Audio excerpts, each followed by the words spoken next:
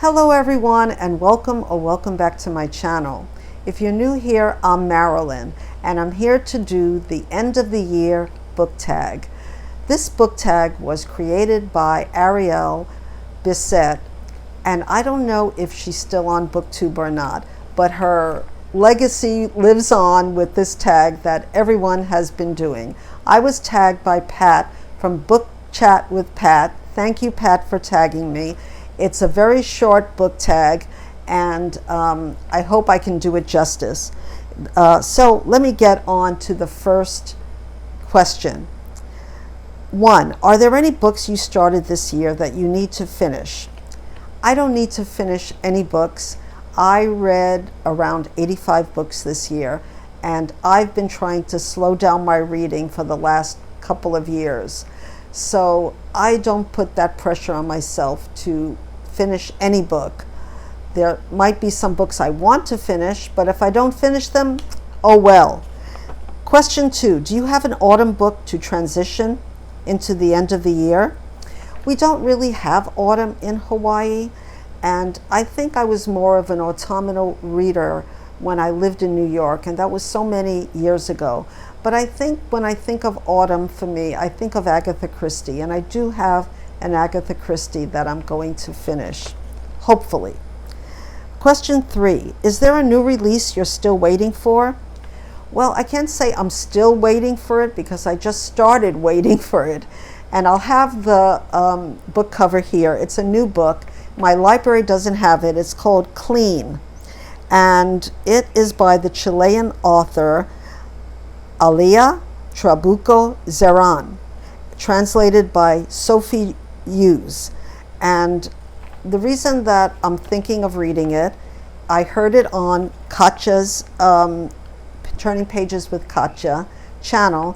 She's doing an event, and the event is Reading the Globe Fiction 2025 read along. And she's teaming up with 2 of my favorite booktubers. One is Jack from Spread Book Joy, and the other is Roth from Scallydandling Around the Books, if I got that right. I love them both, and this is their first book for January, and it's a translated fiction book. Katja does a lot of translated fiction, and that's one of the reasons why I really enjoy her channel. And if you want to know more about it, I'm going to have the details down below in the description box. Okay, now question 4 is, what are the 3 books you want to read before the end of the year? All right. Now, this is my chance to show you that I did a haul last time, my last video, and I have about 10 books that I talked about and some that I didn't. And when I went to the bottom of the books that I wanted to get rid of, I came to this book, Philip Roth's Everyman. And for some reason, even though he's disappointed me many times, the quality of his writing is so it's superb, that I just am drawn to this book and want to read it right away. So what is it about? It says his new novel, but this was actually published in 2006. And he's passed away by then, and not by then, but he has since passed away. His new novel is a candidly intimate yet universal story of loss, regret, and stoicism.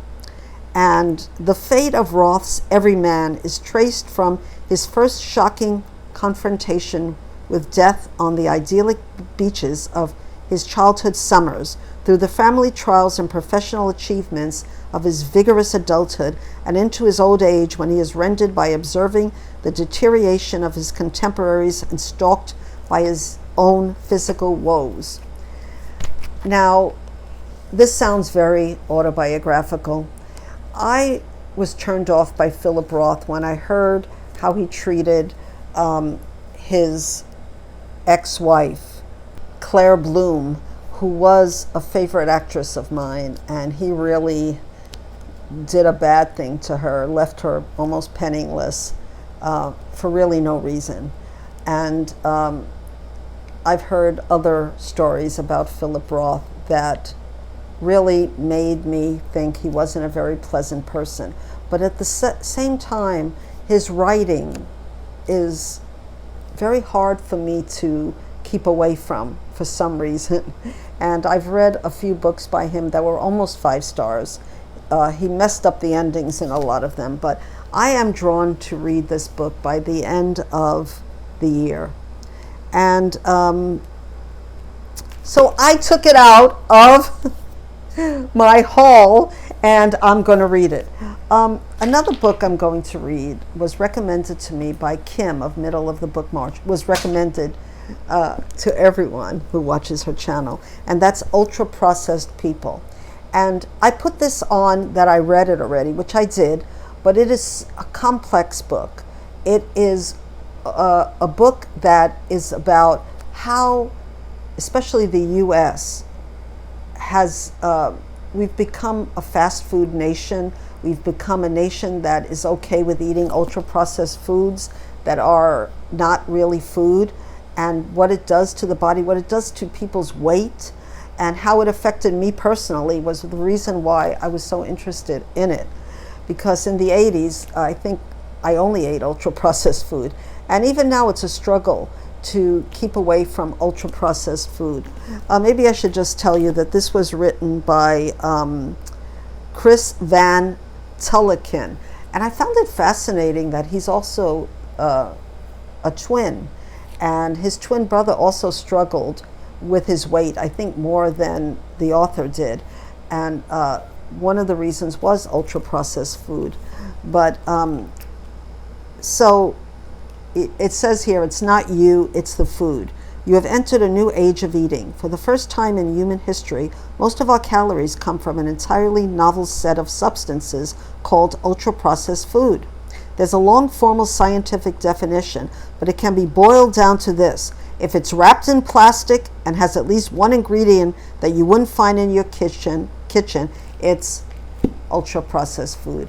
And this is so well researched, but I think I want to listen to this again before the end of the year on audio for some reason.